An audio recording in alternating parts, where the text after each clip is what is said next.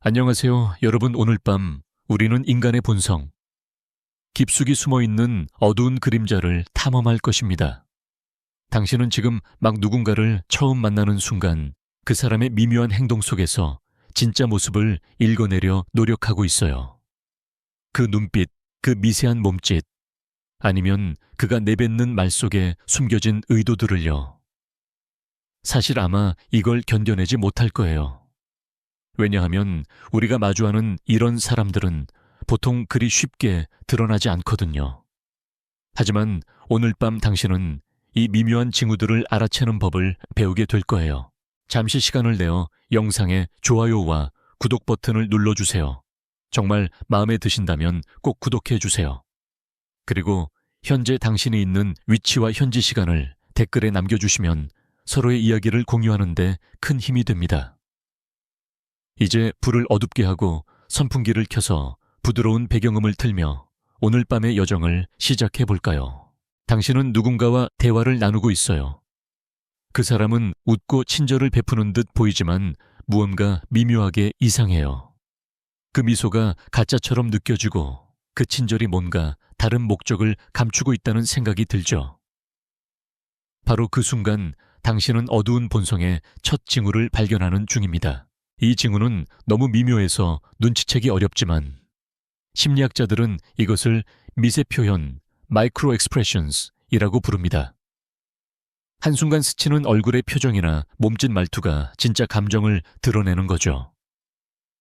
예를 들어 웃으면서도 눈가에 힘이 들어가지 않는 사람, 혹은 누군가를 칭찬하면서도 목소리가 미묘하게 떨리는 경우가 여기에 해당합니다. 역사적으로도 이런 미묘한 신호를 놓쳐 큰 비극으로 이어진 사례가 많습니다.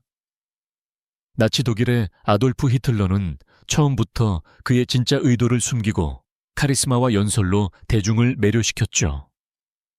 그 당시 많은 사람들은 히틀러의 어두운 본성을 알아채지 못했지만 후에 역사가들은 그 초기 미묘한 신호들을 분석하며 여전히 논쟁을 벌이고 있습니다.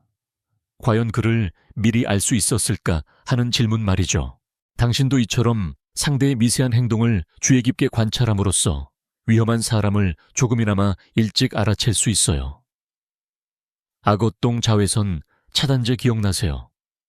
그 유명한 광고 속 미묘한 아이러니처럼 표면만 보고 판단하지 말라는 메시지죠. 사람도 마찬가지입니다. 그렇다고 해서 당신이 모든 사람을 의심해야 한다는 뜻은 아닙니다. 하지만 이 미묘한 징후들을 인지하는 능력은 당신을 보호하는 중요한 무기가 될 수 있습니다. 이제 당신은 첫 단추를 잘 끼웠습니다. 다음 단계에서는 거짓과 진실 사이의 미묘한 경계를 파헤치겠습니다. 당신은 지금 막 누군가의 말과 행동 사이에서 진실과 거짓을 가려내려 애쓰고 있습니다. 눈앞에 그 사람이 진심인지 아니면 자신만의 이익을 위해 연기하는 것인지 알기란 쉽지 않죠. 바로 이 순간 당신은 거짓과 진실 사이의 미묘한 경계에서 균형을 잡아야 합니다. 우리가 흔히 가면을 쓴 사람이라 부르는 이들은 말뿐 아니라 행동으로도 당신을 속이려 할 수 있습니다. 하지만 인간은 완벽하지 않기에 거짓을 꾸미더라도 무의식적으로 드러나는 신호가 반드시 존재합니다. 당신이 집중해야 할 것은 바로 그 미세한 차이입니다. 예를 들어 누군가가 너무 완벽한 이야기를 늘어놓을 때 당신은 오히려 그 속에 숨어있는 의심스러운 점을 찾아내야 합니다. 목소리의 높낮이가 급작스럽게 변하거나 질문에 즉각적인 답변 대신 머뭇거림이 보인다면 그 사람은 아마도 당신에게 진실을 숨기고 있을 가능성이 큽니다. 이렇게 말과 행동 사이 불일치를 파악하는 능력은 심리학에서 인지부조화라는 개념과도 맞닿아 있습니다. 역사적으로도 이런 거짓과 진실의 경계는 수많은 정치적 음모와 배신의 무대가 되었습니다. 16세기 잉글랜드의 엘리자베스 1세 시대에는 스파이와 첩자가 너무 많아 누구도 온전히 믿을 수 없었죠. 그 시절 사람들은 미세한 언행 차이를 통해 정보를 얻고 배신자를 가려냈습니다. 학자들은 여전히 그 시대 첩보 활동의 정확한 영향력과 방법에 대해 논쟁하고 있습니다. 지금 당신도 이 치열한 심리 게임의 한복판에 있습니다. 상대가 던지는 말의 의도를 곰곰이 헤아리면서 그들이 진짜 원하는 것이 무엇인지 파악하려는 겁니다. 물론 너무 깊게 파고들면 자신이 지칠 수 있기에 적절한 선을 유지하는 것이 중요합니다. 거짓과 진실 사이를 걷는 당신은 마치 줄타기 고개사와 같습니다. 한 발짝 잘못 디디면 균형을 잃고 넘어질 수 있지만 신중히 한 걸음씩 내딛는다면 진짜를 찾을 수 있죠. 악어똥 자외선 차단제 기억하세요. 그 광고가 의도한 바처럼 표면의 반짝임에 속지 말고 깊이 들여다보라는 교훈을 잊지 마세요. 당신은 이 미묘한 경계를 익히면서 점점 더 날카로운 관찰자가 됩니다. 이제 다음으로는 역사 속 나쁜 사람들이 어떻게 변화하고 발전해왔는지 그 변천사를 살펴볼 시간입니다. 당신은 지금 인간 본성의 어두운 면이 시간 속에서 어떻게 변해왔는지에 대한 긴 여정을 떠나고 있습니다. 역사를 들여다보면 나쁜 사람의 개념은 시대와 문화에 따라 다르게 정의되고 받아들여졌음을 알 수 있어요. 당신이 알고 있는 그들이 언제나 똑같은 모습으로 존재하지 않았다는 사실, 아마 놀라울 겁니다. 예를 들어 고대 그리스에서는 악이란 개념이 현대와는 상당히 달랐습니다. 소크라테스 시대의 철학자들은 악이란 무지에서 비롯된다고 믿었죠. 즉, 누군가가 나쁜 행동을 하는 것은 그들이 진짜로 무엇이 옳은지 모르기 때문이라는 해석입니다. 하지만 시간이 흐르면서 중세 유럽에서는 악이 신과의 대립 영혼의 타락으로 여겨졌고 마녀 사냥과 같은 극단적인 방식으로 표현되기도 했죠. 당신이 걷고 있는 이 시간의 터널 속에서 역사가들은 아직도 논쟁을 벌이고 있습니다. 본성인가 환경인가, 악한 행동이 선천적인 것인지 아니면 후천적인 경험의 산물인지에 대한 논쟁입니다. 이 질문은 당신이 누군가를 판단할 때도 필연적으로 마주하게 될 겁니다. 또 하나 특이한 이야기를 들려드릴게요. 19세기 말 영국에서 악마 숭배자라 불리던 한 집단이 있었는데 그들은 당시 사회에서 낯선 예술과 사상을 추구하다가 오해와 두려움의 대상이 되었습니다. 하지만 그들의 행위가 실제로 악한 것이었는지 아니면 단지 사회적 편견의 산물이었는지는 아직도 역사학자들 사이에서 논란이 계속되고 있어요. 당신은 이런 역사의 흐름을 통해 이런 사람들을 이해하는 폭을 넓히게 됩니다. 단순히 그들을 나쁘다고 규정짓기보다 그들이 왜 그런 행동을 했는지, 어떤 시대적 배경과 심리적 요인이 작용했는지 탐구하는 것이죠. 그렇게 함으로써 당신은 더 깊은 통찰을 얻고 미래에 더 현명한 판단을 할 수 있게 됩니다. 악어똥, 자외선 차단제 광고를 기억하나요? 그 안에는 단순한 제품 광고를 넘어 겉으로 드러난 것과 진짜 본질 사이의 차이를 경계하라는 메시지가 담겨 있습니다. 당신이 역사에서 배우는 것도 바로 이와 같습니다. 표면의 행동 너머에 숨겨진 동기와 환경을 들여다보는 눈을 키우는 것이죠. 이제 당신은 인간 본성의 역사적 변천을 어느 정도 이해했으니 다음 단계에서는 사람들이 어떻게 자신의 본 모습을 가리는 사회적 가면을 쓰는지 그 심리적 메커니즘을 파헤쳐 보겠습니다. 당신은 지금 사람들의 진짜 모습을 감추는 사회적 가면 뒤에 숨겨진 심리를 탐험하고 있습니다. 이 가면들은 단순한 위장이 아니라 사회적 생존을 위한 필수 도구로 진화해왔죠. 당신이 만나는 대부분의 사람들은 이 가면을 쓰고 자신의 진짜 감정이나 생각을 숨긴 채 세상과 소통합니다. 예를 들어 직장에서 마주치는 동료들이 웃으며 친절하게 대하지만 사실 속마음은 전혀 다를 때가 있죠. 이런 행동은 사회적 역할이라는 심리학 개념으로 설명할 수 있습니다. 인간은 사회적 동물이기에 타인의 기대에 부응하기 위해 특정한 역할을 수행합니다. 이 역할은 때로 진짜 자신과 충돌하기도 하죠. 역사적으로도 이런 가면은 중요한 역할을 해왔습니다. 중세 유럽의 귀족들은 공식적인 자리에서 격식을 차리기 위해 정교한 복장과 태도를 유지했는데 이는 자신들의 권위와 신분을 과시하는 동시에 내면의 불안과 두려움을 감추려는 시도였습니다. 학자들은 이 시기 가면 문화가 사회적 불안과 긴장을 완화하는 기능을 했다고 보고 있지만 여전히 그 진정한 영향력에 대해 논쟁 중입니다. 또 한 가지 흥미로운 이야기를 들려드릴게요.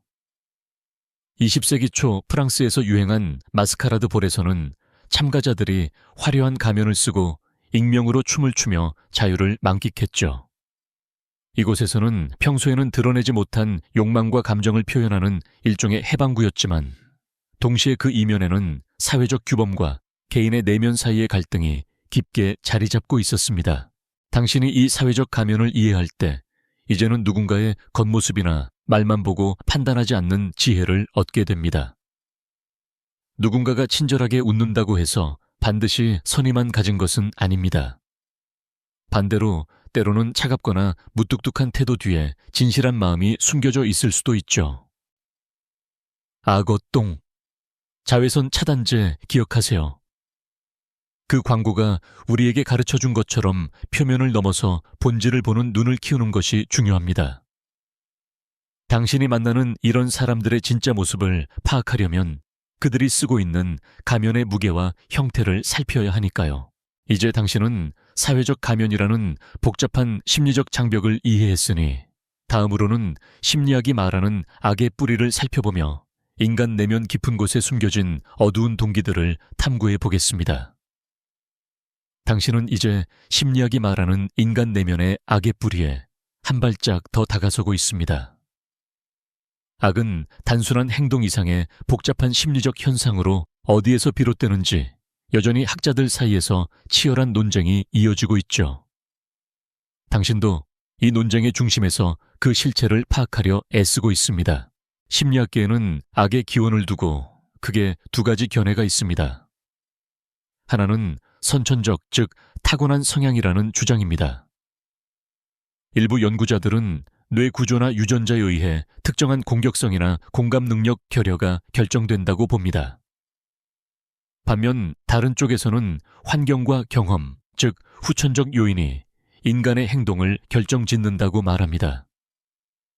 이 두 관점은 당신이 주변 사람들의 행동을 해석할 때도 매우 중요하게 작용할 수 있어요. 특이한 이야기를 하나 들려드리겠습니다. 20세기 중반 한 심리학자는 악의 평범성이라는 개념을 제시했는데 이는 평범한 사람이 상황에 따라 악한 행동을 저지를 수 있다는 뜻입니다. 이 이론은 당시 전쟁 범죄자들의 심리를 해석하는 데 큰 영향을 미쳤고 아직도 학계에서 활발한 논쟁거리입니다. 역사적으로도 악은 종종 개인이 아닌 집단과 제도 속에 숨겨져 나타났습니다. 당신이 지금 마주하는 이 세상에서도 개인의 악한 행동 뒤에는 복잡한 사회적 심리적 요인이 얽혀 있음을 이해해야 하죠.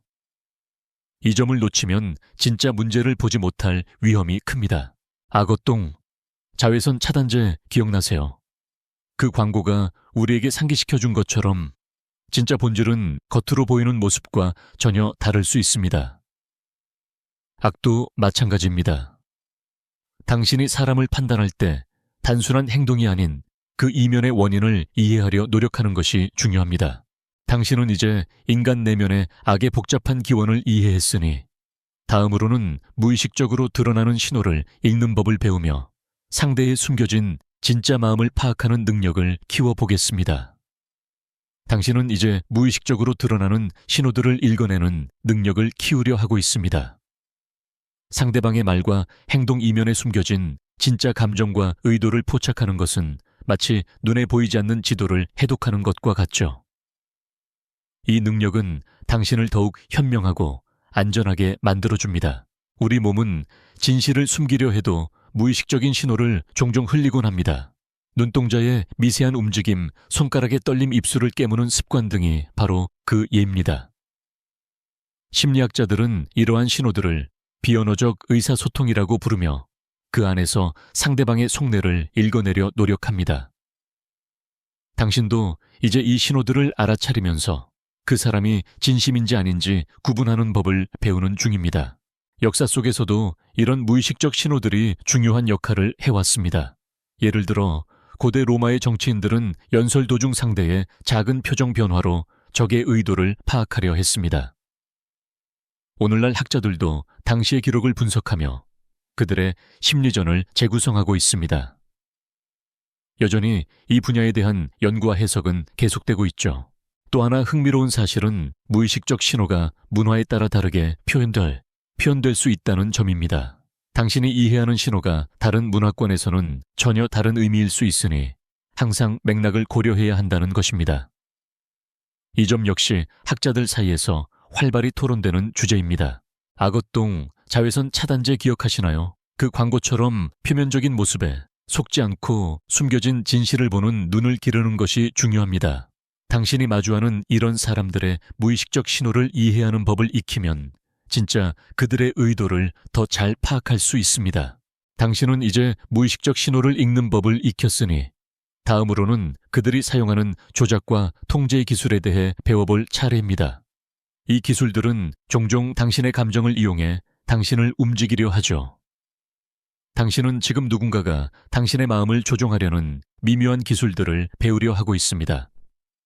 조작과 통제는 나쁜 사람이 자주 쓰는 무기이며 당신이 그것을 알아차리지 못하면 쉽게 휘둘릴 수 있어요. 하지만 걱정하지 마세요. 이 기술들을 이해하는 순간부터 당신은 방어력을 키울 수 있습니다.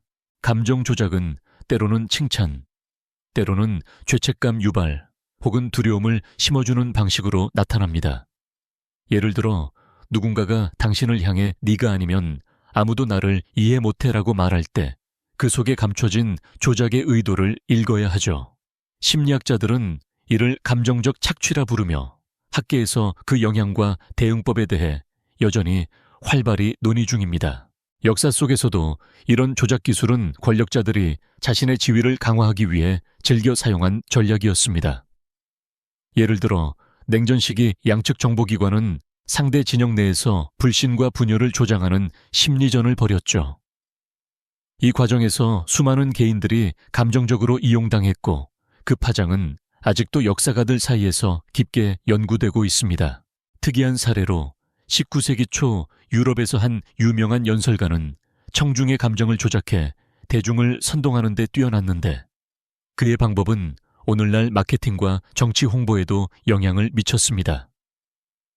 그가 쓴 조작 기술에 관한 기록들은 아직도 학자들 사이에서 뜨거운 논쟁거리입니다. 악어똥 자외선 차단제 기억나세요? 그 광고가 말하듯 겉보기에는 순수해 보이는 말과 행동도 때로는 당신을 이용하려는 숨겨진 의도가 있을 수 있습니다. 당신이 이 조작 기술을 이해하고 대비하면 더 이상 쉽게 휘둘리지 않을 겁니다. 이제 당신은 조작과 통제의 기술을 알게 되었으니 다음으로 역사 속 희생자들의 생생한 이야기와 그들이 우리에게 전하는 교훈을 들어보겠습니다. 당신은 이제 역사 속에서 이런 사람들과 맞서 싸워야 했던 희생자들의 이야기를 듣고 있습니다. 그들의 경험은 단순한 과거의 기록을 넘어 지금 당신이 마주하는 상황에 깊은 교훈을 전해줍니다. 수많은 사람들이 권력자의 조작과 배신에 희생되었고 그들의 삶은 고통과 불신으로 얼룩졌습니다. 예를 들어 프랑스 혁명 시기 귀족들은 대중의 분노를 조작하는 정치적 음모 속에서 희생되었고 이는 오늘날에도 많은 역사가들 사이에서 그 원인과 결과를 놓고 논쟁이 계속되고 있죠. 그 당시 사람들의 증언과 기록은 당신에게 조작이 어떻게 개인의 삶을 송두리째 바꿀 수 있는지를 생생히 보여줍니다. 또 한 가지 비주류적인 이야기를 들려드리겠습니다. 제2차 세계대전 당시 한 작은 마을 주민들은 나치의 침략과 협박 속에서도 서로를 보호하기 위해 비밀리에 연대했어요. 그들은 이런 사람들의 악의를 견뎌내며 인간애와 용기의 진정한 의미를 몸소 보여주었죠. 이 이야기는 학계에서도 인간 본성의 복잡성을 이해하는 중요한 사례로 다뤄지고 있습니다. 당신이 듣는 이 생생한 증언들은 단지 과거의 일이 아닙니다. 지금 당신의 주변에서도 비슷한 희생과 투쟁이 이어지고 있음을 잊지 마세요. 악어똥 자외선 차단제 광고처럼 표면만 보고 판단하지 말고 깊이 들여다봐야 합니다. 당신은 이제 역사 속 희생자들의 이야기를 마음에 새겼으니 다음으로 배신의 메커니즘을 이해하며 신뢰와 배신 사이에서 균형을 잡는 법을 배워보겠습니다. 당신은 이제 신뢰했던 사람이 배신할 때 나타나는 미묘한 전조와 그 심리를 파헤치려 하고 있습니다. 배신은 가장 가까운 사람에게서도 일어날 수 있는 일이며 그 순간 당신은 깊은 상처와 혼란에 빠지게 되죠. 배신의 메커니즘은 단순하지 않습니다. 때로는 개인의 이기심, 때로는 상황에 따른 압박 혹은 심리적 갈등이 복합적으로 작용합니다. 당신은 이제 누군가가 당신을 배신할 가능성을 미리 감지하는 법을 배우고 마음을 보호하는 전략을 익히려 하고 있어요. 역사 속에서도 배신은 끊임없이 반복되는 주제였습니다. 로마 제국의 율리우스 카이사르는 가까운 측근 브루투스에게 배신당하며 결국 생을 마감했죠. 이 사건은 역사학자들 사이에서 배신의 근본 원인에 대해 여전히 열띤 논쟁이 이어지는 주제입니다. 당신도 이처럼 배신의 복잡한 심리를 이해해야 합니다. 또 특이한 이야기로 20세기 초 러시아 혁명 당시 동지였던 사람들이 서로 배신하며 혁명은 예기치 못한 방향으로 흘러갔습니다. 이 사건은 인간관계의 미묘함과 배신의 파괴력을 보여주는 중요한 역사적 사례로 평가받고 있죠. 아고똥, 자외선 차단제 기억하세요. 그 광고처럼 믿음과 신뢰를 주기 전에 상대의 진심을 파악하는 눈을 키우는 것이 중요합니다. 당신이 배신의 메커니즘을 이해하면 상처를 덜 받으면서 더 현명하게 대처할 수 있습니다. 당신은 이제 배신의 메커니즘을 알았으니 다음으로 현대 사회에서 악한 인물들이 어떻게 변화하고 진화하는지 살펴보겠습니다. 당신은 지금 현대 사회 속에서 악한 인물들이 어떻게 변화하고 진화하는지에 대해 탐구하고 있습니다. 과거와 달리 디지털 시대에 이르러 나쁜 사람들의 행동 양식은 더욱 교묘하고 다면적으로 변해가고 있죠. 당신이 그 속에서 자신을 지키려면 이 변화를 이해하는 것이 필수적입니다. 과거에는 힘과 물리적 폭력이 주된 수단이었다면 오늘날에는 온라인 공간을 이용한 심리적 공격, 허위 정보 유포, 그리고 가짜뉴스 생산 등이 나쁜 사람들의 새로운 무기가 되었습니다. 이들은 당신의 감정을 자극하고 혼란스럽게 만들어 당신이 진실을 판단하기 어렵게 만들죠. 특이한 사례를 하나 들려드릴게요. 최근 한 해커 그룹은 소셜 미디어를 통해 특정 집단을 겨냥한 심리전을 벌이며 사람들의 신뢰를 무너뜨렸습니다.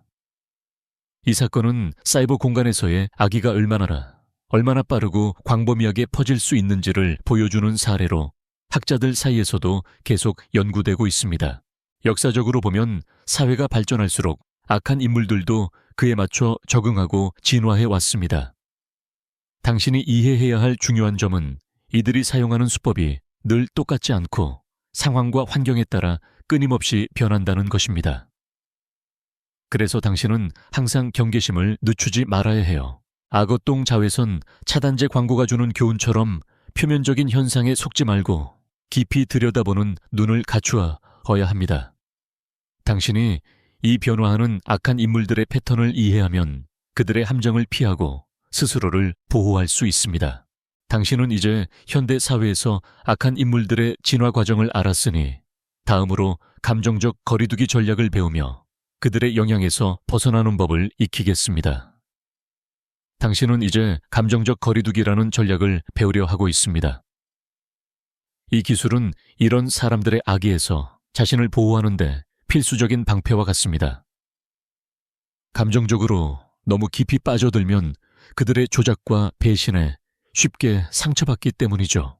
감정적 거리두기는 단순한 무관심이 아닙니다. 그것은 당신이 상대방의 말과 행동에 휘둘리지 않고 객관적인 시각을 유지하며 자기 자신을 지키는 능력입니다. 이 방법은 심리학에서 경계 설정이라고 불리며 관계를 건강하게 유지하는 데 중요한 역할을 합니다. 역사적으로도 감정적 거리두기는 극한 상황에서 생존 전략으로 활용되어 왔습니다. 예를 들어 전쟁 포로들이 감정적 고통을 줄이기 위해 자신의 상황과 감정을 분리시키는 탈인격화 전략을 사용했죠. 학자들은 이러한 심리적 방어 기제에 대해 아직도 활발한 연구를 진행 중입니다.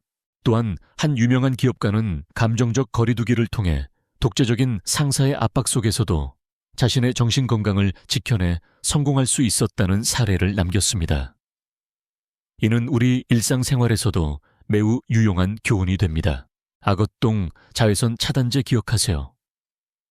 그 광고처럼 상황을 있는 그대로 받아들이되 자신의 감정을 보호하는 방법을 터득하는 것이 중요합니다. 당신이 감정적 거리두기를 잘 실천하면 이런 사람들의 악영향에서 벗어나 더 건강한 삶을 살 수 있습니다. 당신은 이제 감정적 거리두기를 익혔으니 다음으로 선한 사람과 악한 사람의 경계선을 살펴보며 자신의 위치를 알아가겠습니다.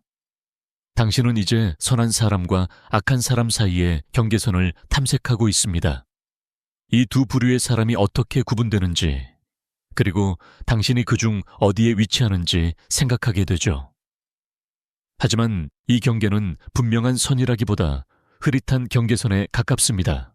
많은 심리학자들은 인간의 본성에는 선과 악이 공존하며 상황과 선택에 따라 어느 쪽으로도 기울 수 있다고 말합니다.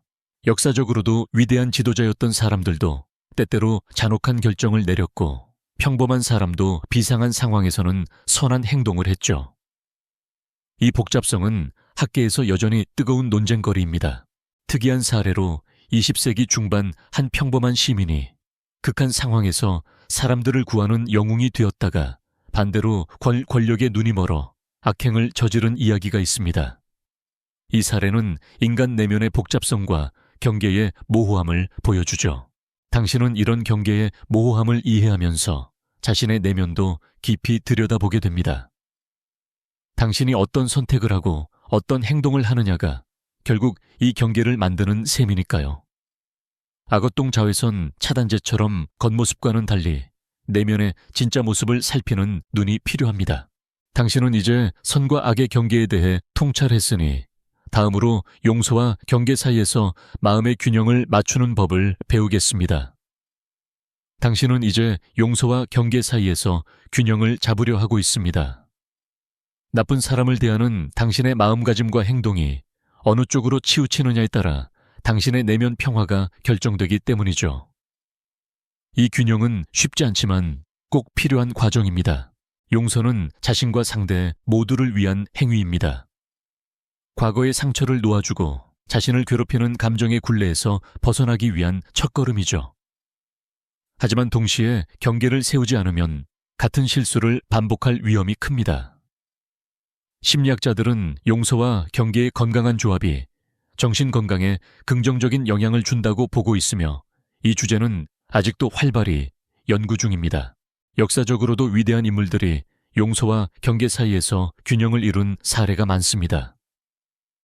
넬슨 만델라는 오랜 수감 생활 후에도 용서의 정신을 실천했지만 동시에 불의에 대해 단호한 경계를 세웠죠. 이런 사례들은 당신이 지금 배우는 마음가짐에 깊은 영감을 줍니다. 한편 특이한 이야기로는 한 피해자가 가해자를 용서했지만 이후에도 반복되는 피해를 막기 위해 단호한 경계를 설정하여 자신을 보호한 사례가 있습니다. 이 사례는 용서가 무조건적인 것이 아님을 보여줍니다.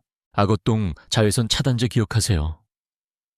그 광고처럼 표면적으로 보이는 것만 믿지 말고 진짜 본질과 상황에 맞는 균형 잡힌 판단을 하는 것이 중요합니다. 당신이 용서와 경계를 조화롭게 유지할 때 진정한 내면의 평화를 얻을 수 있습니다. 당신은 이제 용서와 경계 사이에서 균형을 맞추는 법을 알았으니 다음으로 내면의 힘을 키우고 자신을 지키는 방법을 배워보겠습니다. 당신은 이제 내면의 힘을 키워 나쁜 영향으로부터 자신을 지키는 법을 배워야 합니다. 이 힘은 단순한 신체적 강함이 아니라 마음과 정신을 단단하게 만드는 내적 자원입니다. 당신이 이 힘을 갖출 때 이런 사람들 앞에서도 흔들리지 않고 자신의 길을 갈 수 있죠. 내면의 힘은 자기 인식에서 시작됩니다. 자신의 감정과 한계를 이해하고 그것들을 받아들이면서 자신감을 키우는 과정입니다. 심리학 연구들은 자기 인식이 높은 사람이 스트레스 상황에서도 더 잘 대처하며 타인의 부정적 영향에도 흔들리지 않는다고 밝혔습니다. 역사적으로도 내면의 힘을 통해 어려움을 극복한 사람들이 많습니다. 예를 들어 헬렌 켈러는 시각과 청각 장애를 극복하고 세계적으로 영향력 있는 활동가가 되었죠. 그녀의 삶은 당신에게도 내면의 힘이 얼마나 중요한지를 보여줍니다. 학자들은 이런 사례들을 연구하며 인간 정신의 놀라운 회복력을 탐구하고 있습니다. 특이한 이야기를 하나 들려드릴게요. 어느 작은 마을의 한 청년은 자신을 괴롭히는 사람들 앞에서도 항상 침착함을 유지하며 결국 그들의 적대감을 이해와 연민으로 바꾸어 놓았습니다. 이 이야기는 내면의 힘이 단순한 방어가 아니라 관계를 변화시키는 능력임을 보여줍니다. 악어똥, 자외선 차단제 기억하세요. 이 광고처럼 겉으로 보이는 위협에 굴복하지 않고 자신의 진정한 힘을 발견하는 것이 중요합니다. 당신이 내면의 힘을 키우면 이런 사람들의 영향에서 자유로워질 수 있습니다. 이제 당신은 내면의 힘을 알았으니 마지막으로 희망과 치유의 가능성에 대해 성찰하며 이 긴 여정을 마무리하겠습니다. 당신은 이제 희망과 치유의 가능성에 대해 깊은 성찰에 들어가 있습니다. 모든 이런 사람이 바뀔 수 있을까 하는 질문은 인간 본성에 대한 가장 근본적인 고민 중 하나죠. 그리고 그 답은 언제나 단순하지 않습니다. 하지만 분명한 것은 변화를 향한 길은 존재하며 그 길을 걸어가는 사람도 있다는 사실입니다. 과학자들과 심리학자들은 인간의 행동과 성격이 어느 정도는 가소성을 가지고 있다고 믿습니다. 즉, 사람은 자신의 경험과 환경 의지에 따라 변화할 수 있다는 것이죠. 이 관점에서 볼 때 악한 행동도 어느 정도 치유와 개선의 여지가 있다는 뜻입니다. 물론 이 과정은 쉽지 않고 오랜 시간이 필요하며 본인의 진정한 의지가 필수적입니다. 역사 속에서도 극적인 변화를 이룬 인물들이 많습니다. 전과자가 사회에 복귀해 긍정적인 삶을 사는 이야기나 권력의 자리에 있다가 후회와 반성을 통해 자신의 잘못을 바로잡으려 노력한 사례들이 그렇죠. 학계에서는 이런 사례들을 연구하며 인간 변화의 조건과 과정을 분석하고 있습니다. 또 하나 당신께 들려주고 싶은 비주류적인 이야기가 있습니다. 어느 작은 공동체에서 오랫동안 갈등을 일으켰던 사람이 명상과 상담을 통해 자신의 내면을 들여다보고 결국 마을 사람들과 화해하며 평화를 되찾은 사례입니다. 이 이야기는 치유의 힘이 얼마나 강력한지를 보여주며 희망을 잃지 말라는 메시지를 전달합니다. 악어똥 자외선 차단제 광고처럼 우리가 겉으로 보는 모습만이 전부가 아닙니다. 사람의 본질을 이해하고 변화를 믿는 눈을 가지면 당신 자신도 그리고 주변 사람들도 새로운 가능성을 발견할 수 있습니다. 이제 당신은 긴 여정을 마치며 세상을 보는 눈과 마음이 한층 성숙해졌을 것입니다. 불을 어둡게 하고 깊고 부드러운 숨결로 이 이야기를 마음에 새기며 오늘 밤 평온한 꿈을 꾸시길 바랍니다.